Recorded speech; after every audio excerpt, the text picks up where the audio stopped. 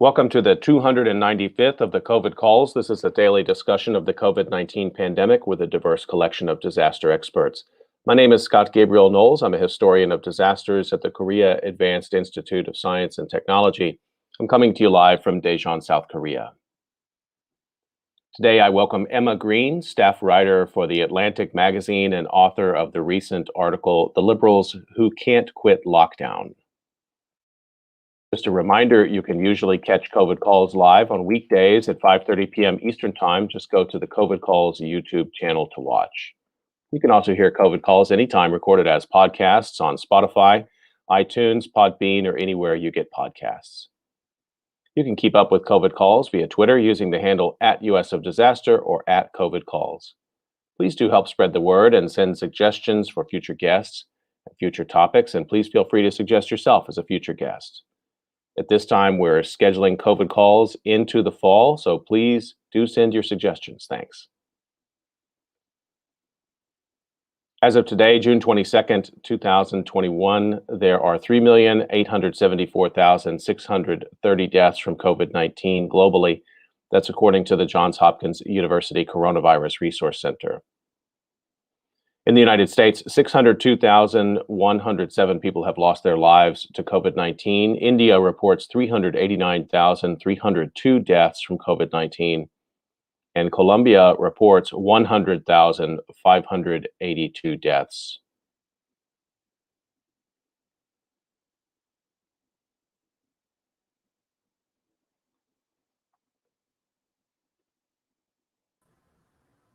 I'd like to jump right into the conversation for today, and let me introduce my guest to you. I've really been looking forward to speaking with her. Emma Green is a staff writer at The Atlantic magazine, where she covers politics, policy, and religion. In 2019, she won 3 first-place awards from the Religion News Association, and she was recently named the laureate of the 2020 George W. Hunt S.J. Prize for Excellence in Journalism, Arts, and Letters. Emma has spoken at universities across the United States, and her work has appeared in outlets including the New York Times, the Washington Post, and NPR.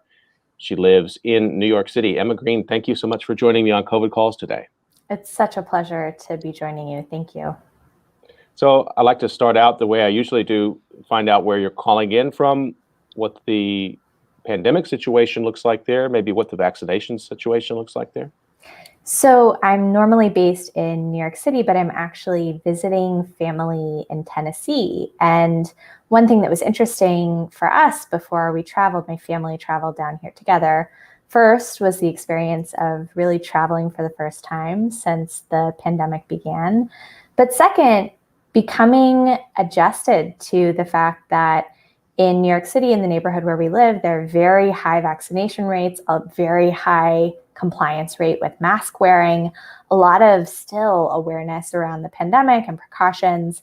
And the environment here is very different, both in terms of rates of vaccination. Tennessee has, I think, one of the lowest vaccination rates still of the entire United States. And, the cultural difference of people having lived through the pandemic differently, approached it with a different set of assumptions. And so for me, it's been a kind of mindset adjustment around coming to a different place and knowing that it's a kind of a different stage of the pandemic here, even than in New York City. It's so interesting, and I'm glad you were able to travel. That must have been, I found my own experience, I haven't just traveling internationally back in February, it was like, I was looking forward to this, but then I really was looking forward to, in some weird way, like going back the security line was somehow something maybe I hadn't missed that part, but I'd missed a lot of it. There are certain pleasures of doing mundane things again for the first time after having not done them for a really long time. And for me, that was really getting back on the subway and realizing, the subway, everybody loves to complain about riding the subway in New York City. But when you miss the subway, man, you've been through something really serious. And it was really a pleasure to be around people and get to observe all of the old rituals and customs of that kind of travel. That experience you described too, of not being able to assume people have had the same cultural sort of, reaction to it, that's the same cultural experience of the pandemic as you arrive in Tennessee. I wonder how that manifests itself. Does that mean small talk is different? I guess it's at this point we're still not out making a lot of small talk, but I've been thinking about that too. Like you shouldn't just assume, even like the way people would talk about September 11, perhaps, or even Hurricane Katrina. We shouldn't assume necessarily there'll be a common reference point, I guess. I haven't engaged that yet. Yeah, I think that's definitely right. Coming to conversations without a built-in assumption that the last 15 to 16 months has been one of profound isolation, not seeing family, giving up certain social rituals. I think a lot of people did live that way in the United States, and a lot of people did not live that way. And so this idea that the entire country is collectively going through a reopening, I think is actually wrong, because there are many different subsets of the population that have experienced this really differently. But for us, it's also that question of having to reopen conversations about comfort levels that we feel good about in New York City. So, my husband and I, thank goodness, are both vaccinated, and we've been able to slowly start doing things that we feel comfortable doing in New York City because we feel, around other vaccinated people in certain safe contexts that we're able to. But again, the risk calculus kind of changes depending on the environment that you're in. So it's just having to kind of revisit a set of rules that we've had to continuously revise throughout the pandemic. And that's been an interesting and strange experience. It's a good segue to discussing one of your articles that you published recently, and I guess it came out in May, and the article that appeared in The Atlantic is titled "The Liberals Who Can't Quit Lockdown," and it's a great piece. If you haven't read it yet, you should go check it out. And it really got me thinking, and this is a topic I think about and talk about every day, and I still learned a lot of new things from this article. So I want to thank you for the article, and I guess I wonder if you could just start by talking about how it came about. So this is an example of the kind of story my editor refers to as the water cooler story. He says you should always report the thing that people are gossiping about at the water cooler, not the thing you see on Twitter, the thing that is kind of the secret inside interest that people are sort of chatting about, and it feels like, ooh, I'm interested in that. And this was definitely an example of that, both in our office setting, but also among friends in my neighborhood, people in my various communities, kind of talking about what they observed as a political valence to the way that some people in particularly progressive enclaves were talking about and thinking about their own behavior during the pandemic.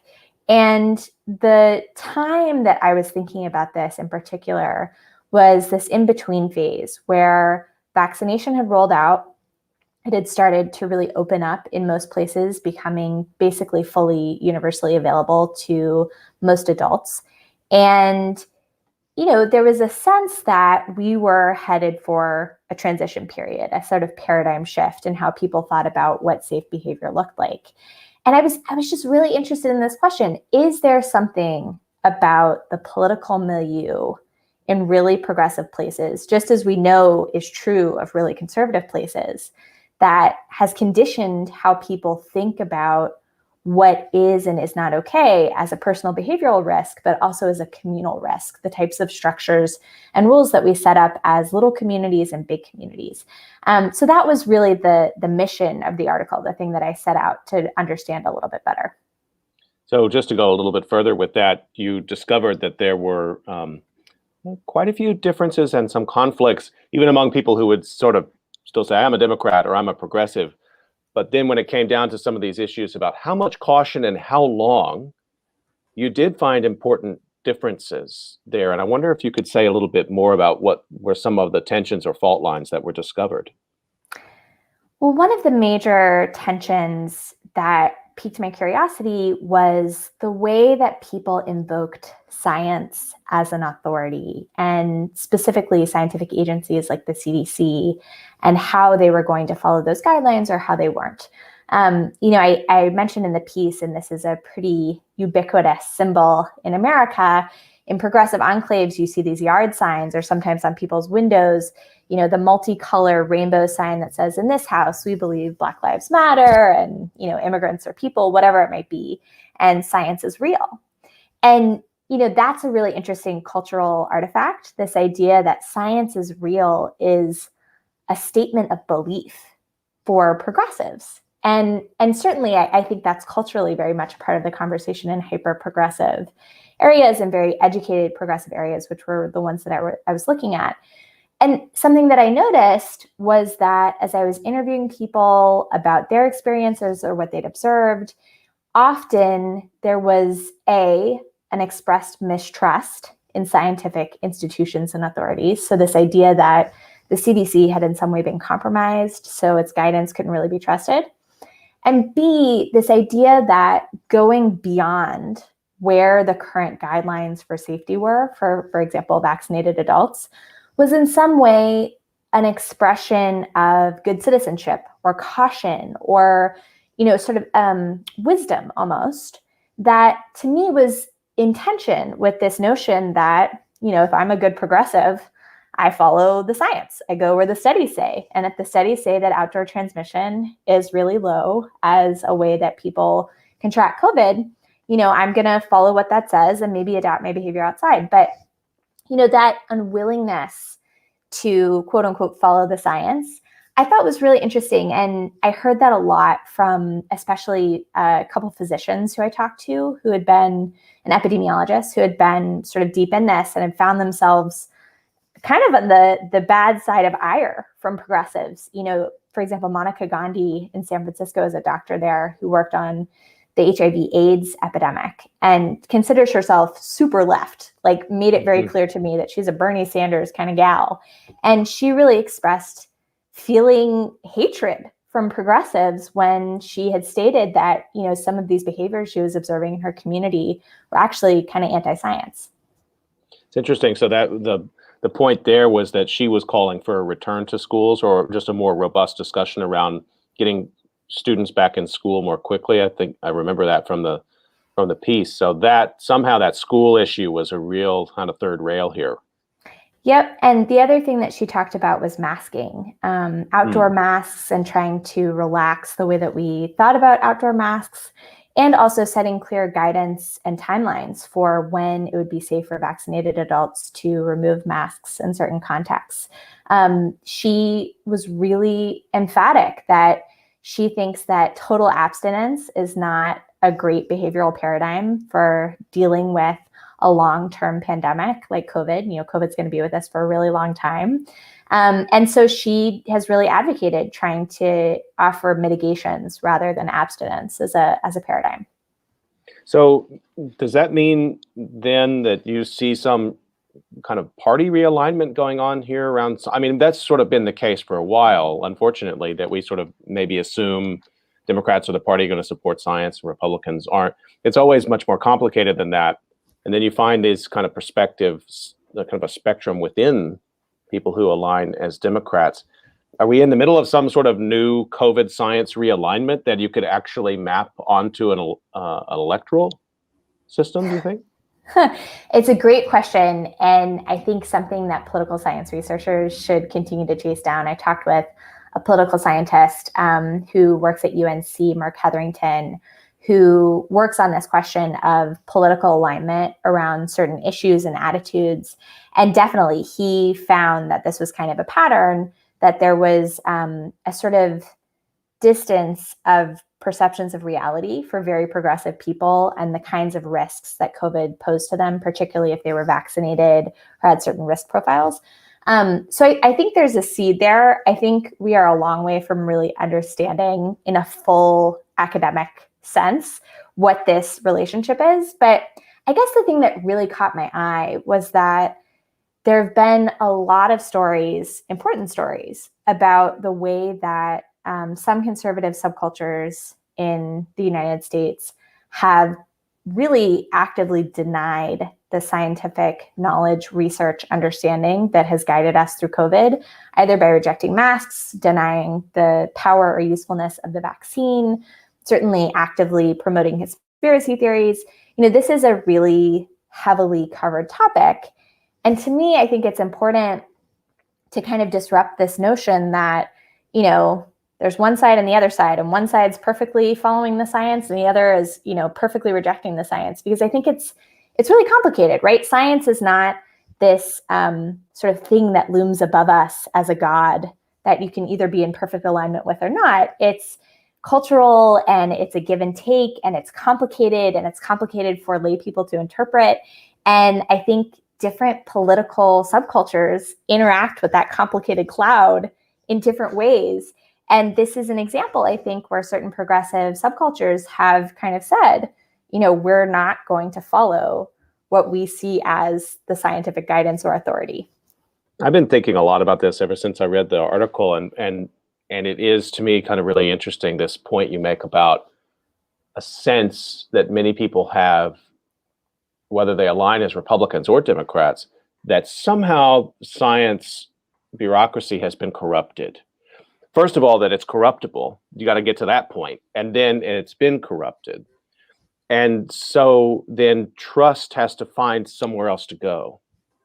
And I've been wondering, even if we put that on a timeline, and I speak for myself, I would say that by the summer of last year, it was, I'll never know, but if the vaccine had been available before the election, what would I have done as a person who has enormous faith in the work of science and studies the history of science and knows that it's not the God that comes down, but still, how much had my faith in the CDC been shaken by the summer of last year that I might have been in that category that you're describing as a person who said, I'm not a conspiracy theorist, but I'm also doubting here. Whereas my, let's say, friends who are Republicans, they came into February feeling the system was corrupted. They walk around feeling like the scientific system is corrupt. They think scientists get, paid enormous sacks of money to lie about climate change and things like that. So, but that corruption is an interesting way to into the topic, because everybody has a point at which they're willing to say, yeah, I can't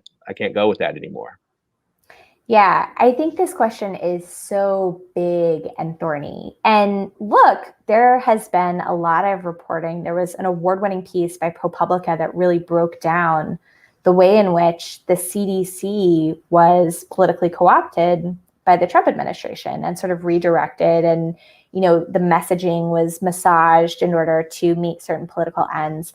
So it's not like people are fabricating this notion that our institutions of scientific authority are run by human beings who are subject to political considerations. That was true before COVID, but certainly I think that's been evident to a lot of people as they have found their lives dominated by the CDC, or it's been more important to them on a day-to-day way what the CDC has to say.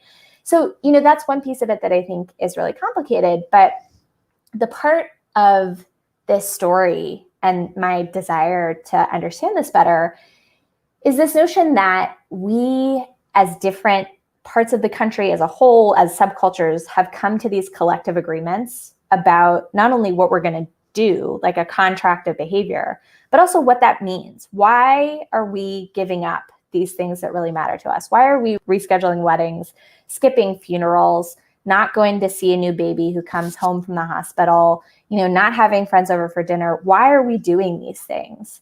And the kind of meaning making that comes out of that, I think, is very much tied to, as you were saying, our sense of trust and confidence that what we're doing has a purpose to it, right? There's a sort of bedrock there.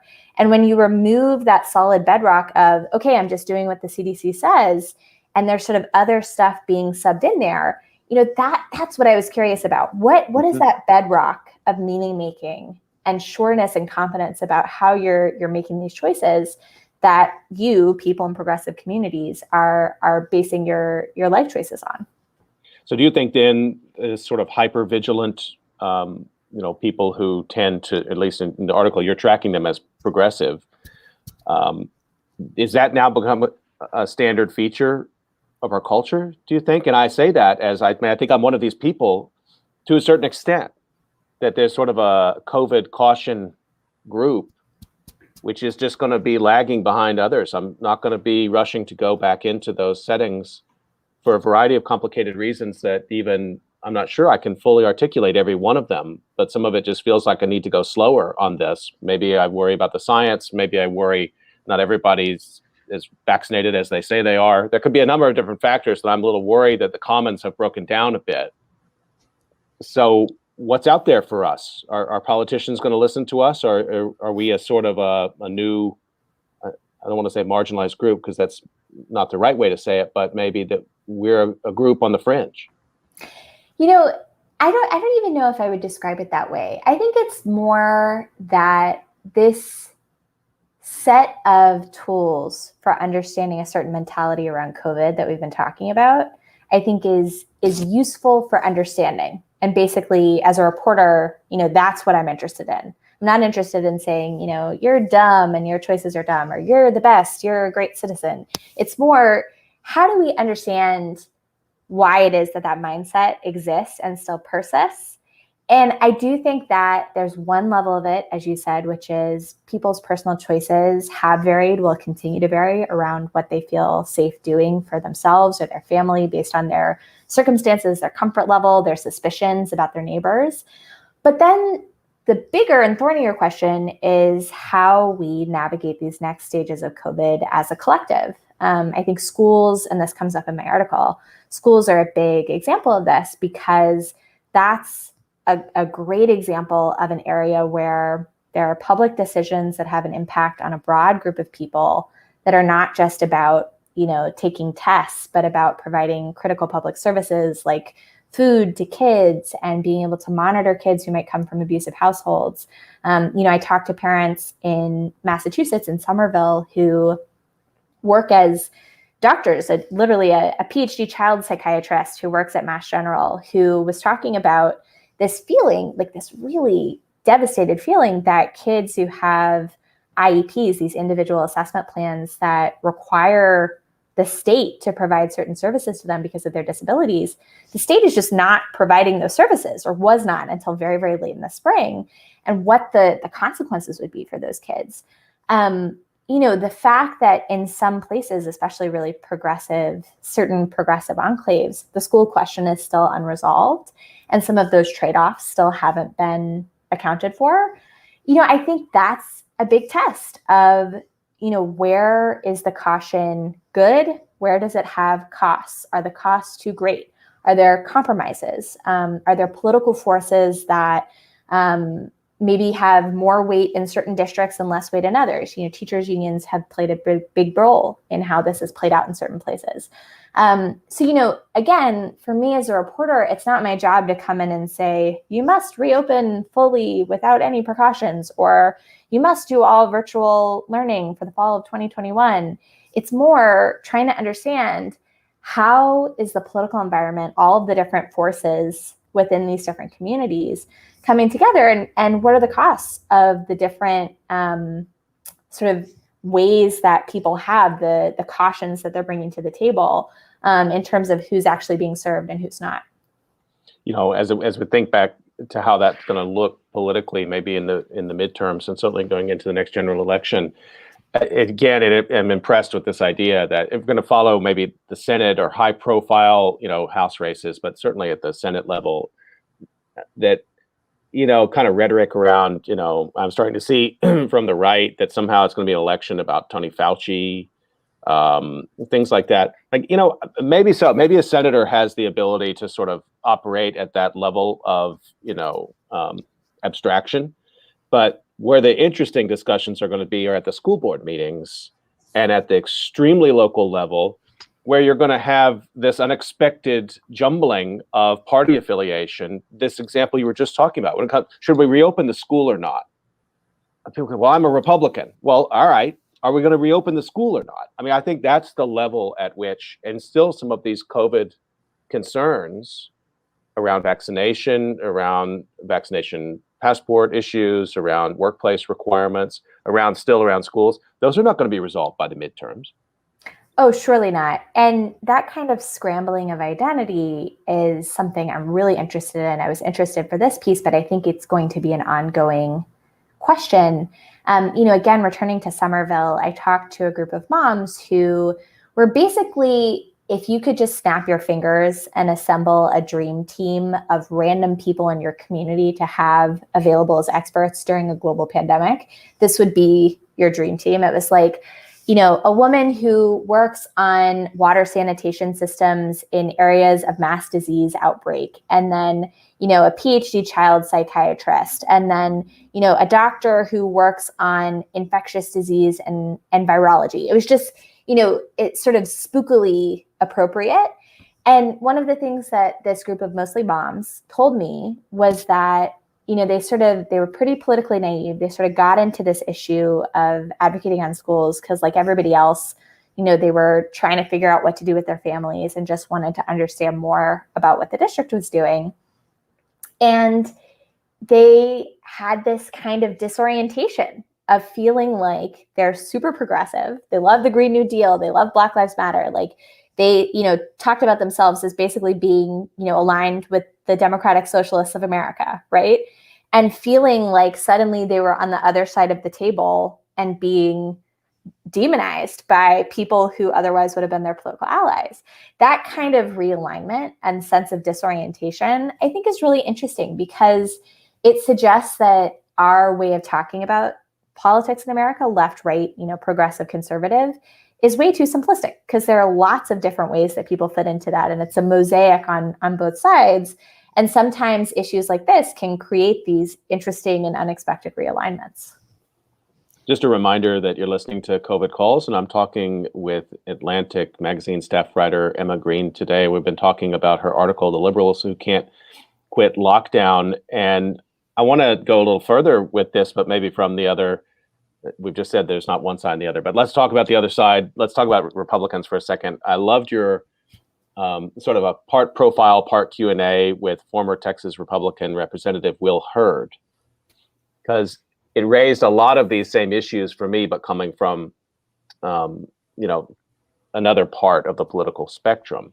And Will Hurd has been in an uncomfortable place as a Republican. And I was really curious to see how he was going to talk about getting back to something that looked like kind of divided government that works. And I really been thinking about, like, once you've staked out a position that Tony Fauci is public enemy number one, like, what's the ramp back on to some sort of mainstream politics? It feels like he's grappling with those kind of concerns. Talk a little bit about your discussion with Will Hurd and maybe how that connects back to some of these areas around COVID where we're trying to find ways to become a country that can govern again. Yeah. So just to give 10 seconds of background on Will Hurd, in case it's helpful for some of the listeners, this was a guy who represented in Congress a long section of the border of Texas along the Rio Grande. He was actually, I believe, the only Republican who represented a border district.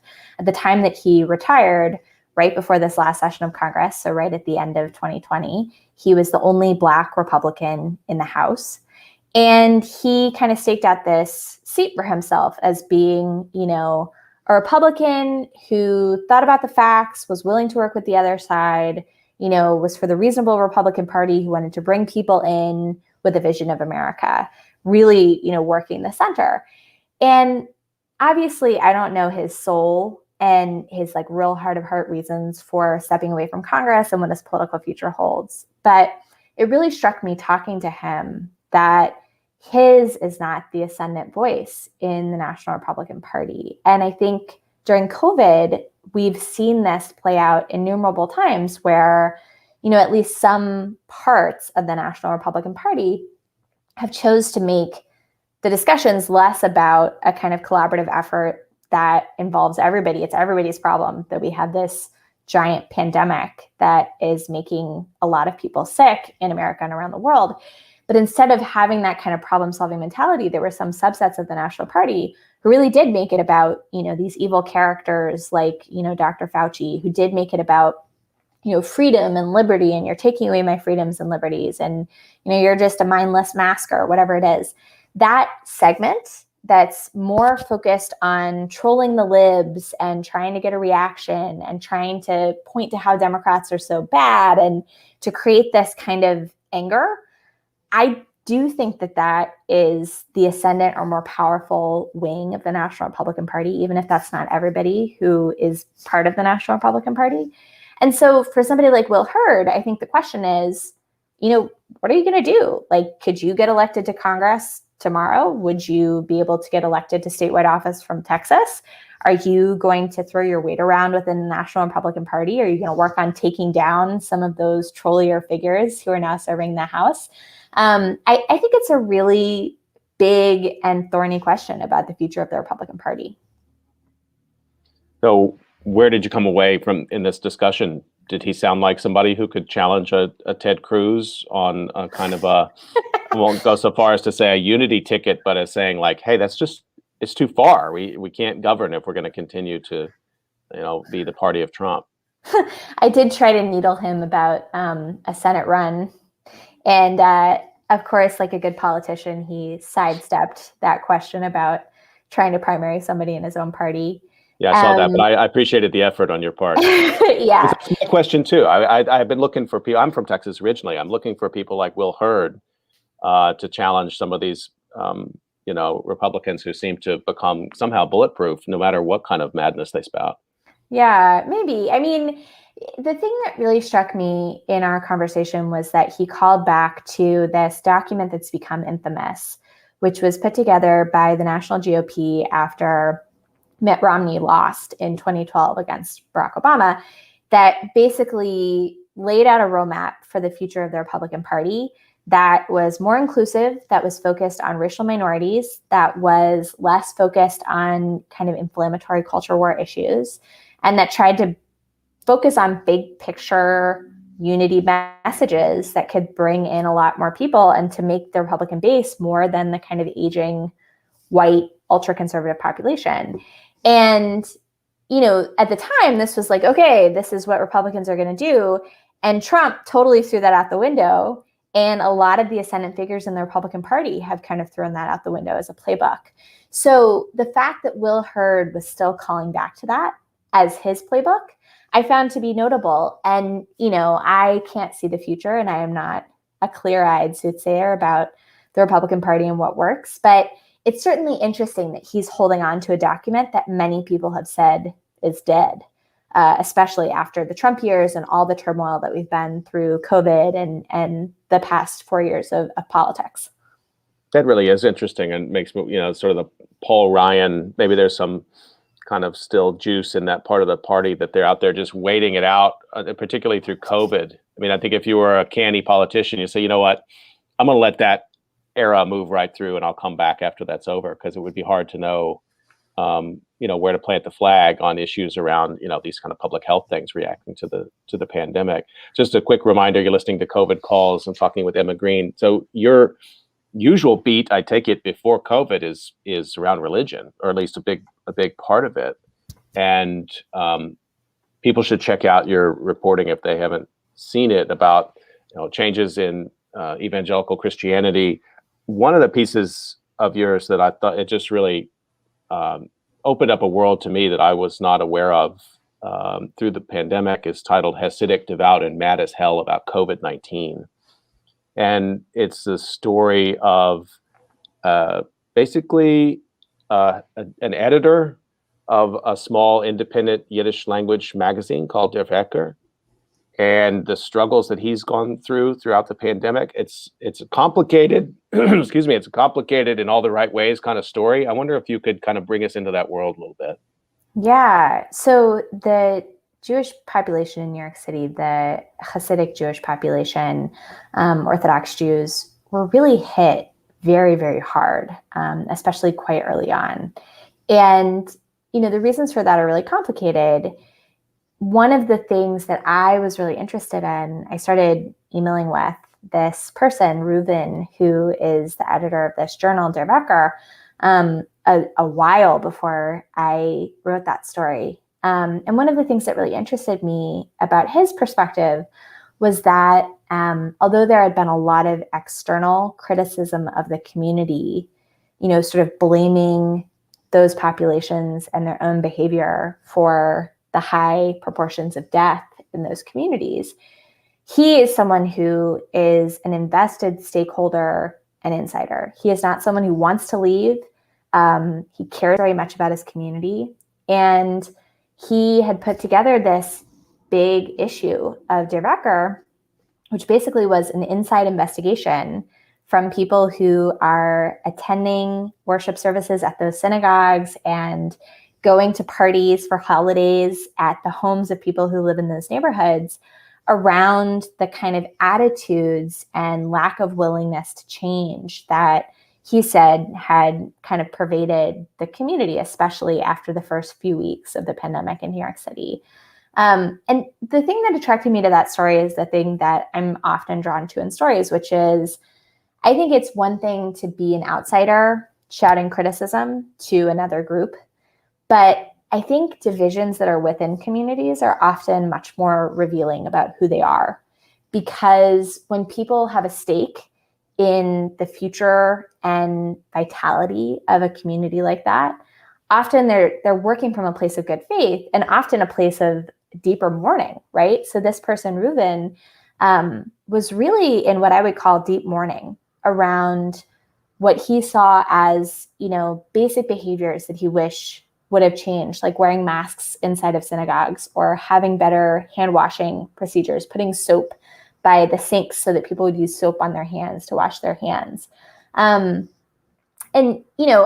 think it is revealing that he wasn't willing to share very much about his identity publicly because he recognized that there's a really high stake to speaking out. And that's part of why these stories in some of these really rich and pretty isolated communities are often not told in these sort of richer ways that show the dynamics, the internal dynamics of internal tension. But, I think he thought it was important to articulate it because he wants his friends and family to live. And he felt really, I think, morally betrayed by his sense that his community, which is normally so caring, was unable to and unwilling to adjust its behavior by and large during this big public health event. It's so layered because there's the infection rate and the death rate. And I wonder if that checks out. I mean, he was writing that he thought the death rate was 3 to 4 times higher than other communities in that part of New York City. So there's that. There's sort of the public health reality of it. But then there's also this longer lasting sense of hurt and betrayal in the community. And he seems to be trying to figure out, I mean, it's horrible that people die, but this other kind of loss is no less weighty. And I was really moved by that. Yeah. What drew me to this story in particular is that on the one hand, it's hyper specific. It's specific to New York City. It's specific to the Jewish community there. It's specific to the way of life that Orthodox Jews sustain and its importance. But it also struck me as a story that someone living in small town South Dakota could relate to. Somebody who lived in a really conservative pocket of Arizona could relate to. People who live in parts of the country where their communities, for various reasons, were unwilling to adjust their behavior and to make collective sacrifices in order to keep everybody safe. We've seen reporting around this from around the country. And I think that sense of a broken contract, right? A broken sense of trust that your neighbor cares more about protecting your health or your grandma's health than they do about, something like wearing a mask or not wearing a mask in an indoor setting. I think that's really fundamental. I think it's really hard to come back from. He said to me at one point that talking to some people in his community who believed in conspiracy theories around COVID and around the vaccine was like, people just telling you with all confidence that the sky was pink. And, what do you say to that? You just can't. There's no way to even connect. So that sense of alienation, I think, is pretty universal. And it really was striking to me as well. What's the road back to reconciliation from Reuven's perspective? Is this something you just waited out? Or, I mean, he doesn't seem, from your reporting, doesn't seem like the kind of person who's willing just to sit on the sidelines. He's calling this out. So, but I kept, at the end of the piece, I'm wondering, like, what's the way back to a more whole community? And I think, I agree with you. I think that applies to communities across America that have been kind of torn apart around these very personal issues like you didn't care to wear a mask, even though you knew that might make it more likely that you would die and that I would die. How do you then rebuild trust? That's a question for someone who should get elected president of the United States or have some job that's way higher paid than mine, because I don't know. I think COVID has been so revealing, not just on a public health level, but on a community level around values and how people conceptualize their values. This is true of the liberals and lockdowns. This is true of Reuven and his Yiddish publication. This big crisis that we've all been through is a kind of forging moment. And once we know things, or we believe we know things about our neighbors and how they view these really intimate questions around sacrifice and the public good, I don't know that you can unknow them. I don't know how you rebuild trust. And I think that is a kind of secondary aspect of COVID that we are going to be living with for a really long time. I agree with you. And you've covered this also from the perspective of evangelical Christianity and some of the, it's always political in the Southern Baptist Convention, certainly. In any group, any ideological group that makes up, 20 to 25% of Americans have to be paying attention to, not just their spiritual beliefs, but also their political beliefs. These churches, you've written about sort of the struggle to depoliticize churches or to pull back a little bit churches that seem to have gone all in with Trump. How's that going? How is that going? Well, we recently had big news from the Southern Baptist Convention.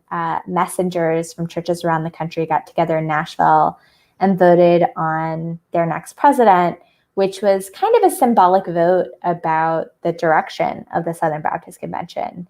And they ended up choosing someone who was relatively unknown, from Alabama, was kind of framed as a bridge builder. He had worked on issues of racial reconciliation, and he was chosen over a candidate who really centered opposition to critical race theory, who believed that the Southern Baptist Convention had sort of liberally drifted, and that opposing wokeness was a really important imperative for the leadership of the Southern Baptist Convention. And I bring up that vote because, for me, all of those events underscored something that I have thought for a really long time, covering evangelical Christianity, both before Trump, but especially during it, which is, from the outside, a lot of people kind of assume the story is really simple, which is like, evangelicals are a simple block of people and they believe the same stuff and they are Republicans, and that is the story. And to my point of view, that's kind of true, but actually the real story is a fracture. And I think within that world, you see a microcosm of what's happening elsewhere in America, which is this kind of sense that there are these existential struggles over who is our community, what do we believe, who do we want to believe, and can we be in community together, right? Do we want to be part of this same community of concern, knowing what we now know about each other? And I think those divisions are just going to keep becoming more and more stark and revealing themselves. And it's part of this bigger question around sort of public trust and community and communal fracture that COVID has underscored. That's amazing. I don't want to get too sociological. Well, actually, I do. In the sense that what you're describing through these really sort of finely crafted pieces that are paying attention to, you say, micro communities, microcosms of this experience, we're seeing a lot of the same dynamics, which is that the structures of group cohesion that keep people together, and they could be about party identification or about religious identification, or where they live, what neighborhood they live in, that COVID has put a lot of stress on that cohesion. And we're seeing people who kind of become dissident and said, I can't go with the group on this. And I wonder now as we go, and I guess this is kind of the last point, we need to wrap up, but you're going to be continuing to cover that in your reporting. We're going to need a lot of reporting to follow this as it goes into the next phase. I'm not going to say post-COVID or aftermath. I don't think we're there yet. But the cultural reckoning is going to be long and painful, I think.